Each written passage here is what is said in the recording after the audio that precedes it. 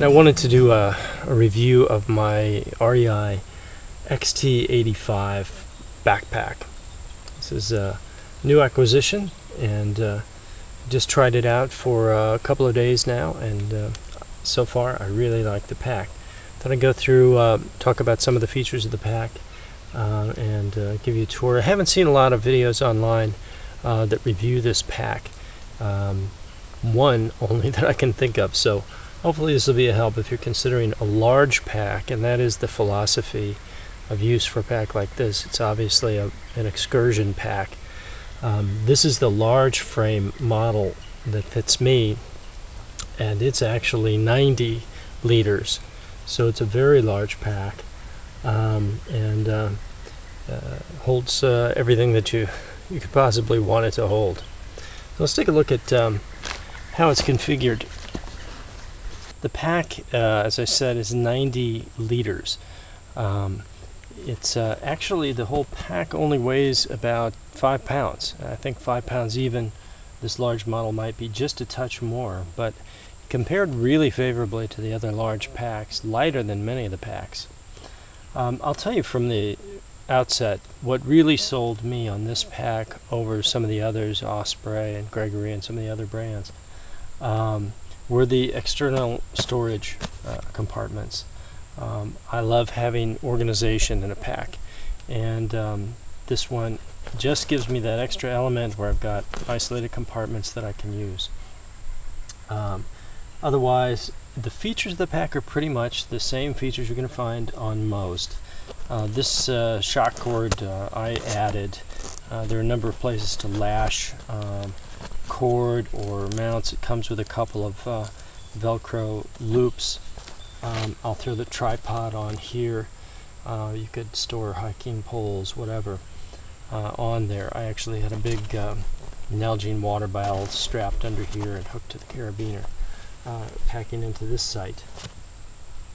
The top of the pack,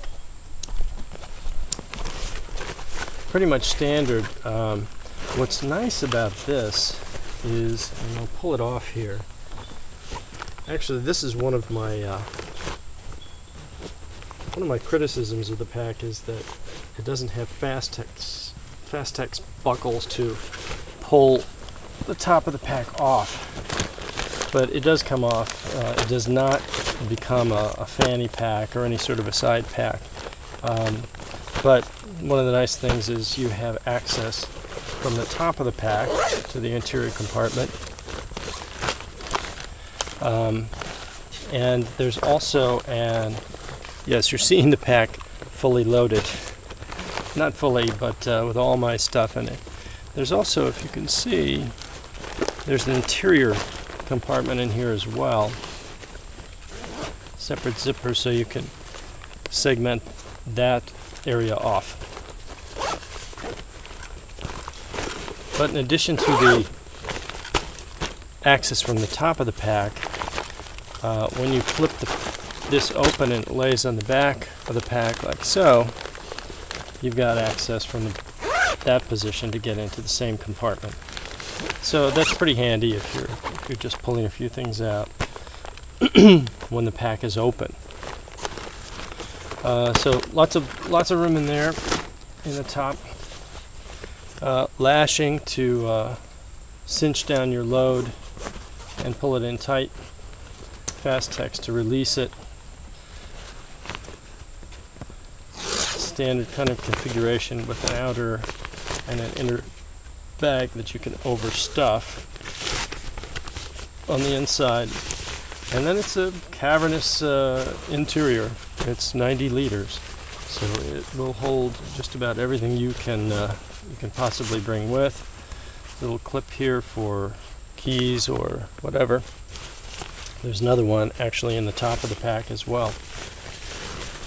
So plenty of storage on the pack. One of the nice things about the pack, open up the compression straps here,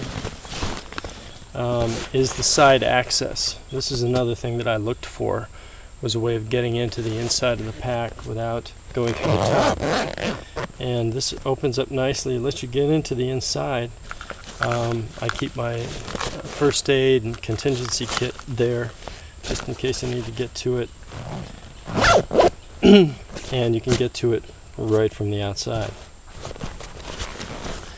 While I'm at it, these little bags on the sides are very generous. I keep Nalgene bottles in there, and actually when you do, you can tuck the Nalgene bottle all the way in so that it won't slop out. Of course, it's adjustable too, so you can pull it tight if you like. But there's a lot of room in these side pockets. On the belt, you'll see here too, there's a little compartment on the belt. It's pretty small, but holds a few little things, some granola bars or whatever you might have. You'll notice what I've added. This is a retrofit.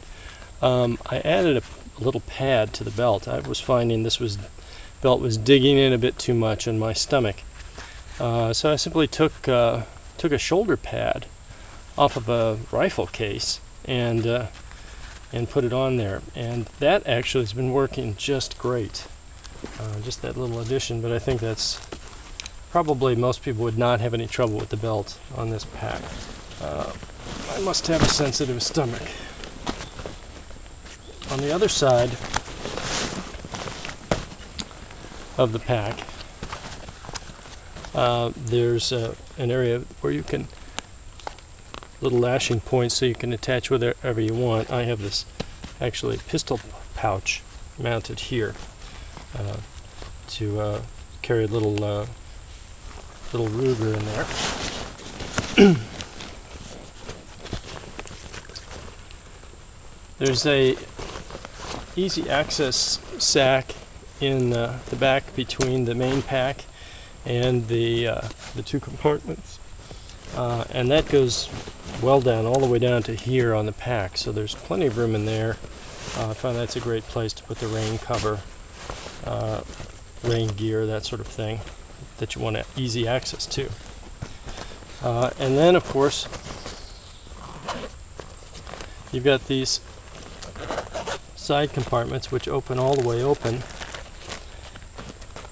and are big enough to hold things like your Cold Steel Recon Scout. So 2 packs on either side. I typically use these for tools, flashlights, multi-tool, knife, trowel, headband, various things like that. Very handy. And then finally, on the bottom of the pack, it is a standard kind of compartment here. Let me release these straps for your sleeping bag. And I keep my sleeping bag in there. I also throw my water filter in the bottom, so it can easily be reached.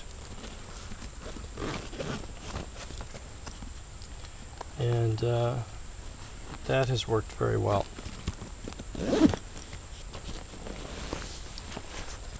In terms of adjustments and the suspension of the pack,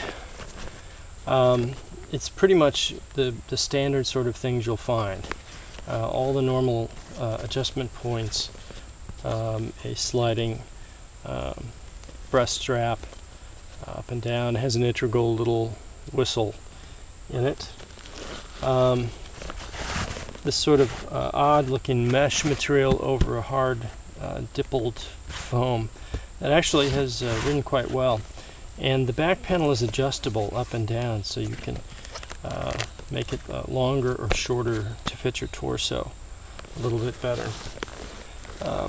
But I found that all the adjustments work quite well. I was able to get the pack to be comfortable. Carries well. You can cinch the load in from the bottom and from the top. All in all, with 2 days experience, I'm quite happy with the pack. I'm getting the sun coming in now on the pack, coming through the trees here in this nice forest setting in the Midwest. The pack has done very well so far. I'm happy with it overall, and I think you wouldn't go wrong, certainly with a look, if you're considering a large pack. The quality of the construction has been very good. Haven't tried it in wet weather. Can't speak to the waterproof zippers and how effective they are. Of course, I have rain cover for the pack as well. But it's a denier nylon. It's a tough material, and it feels tough. Probably stronger, feels stronger at least than most of the other packs, and yet it's a 5-pound pack. So it seems like they've gotten the design right, kept the weight down to a minimum for a large pack, kept it strong, and the selling point for me was versatile storage compartments.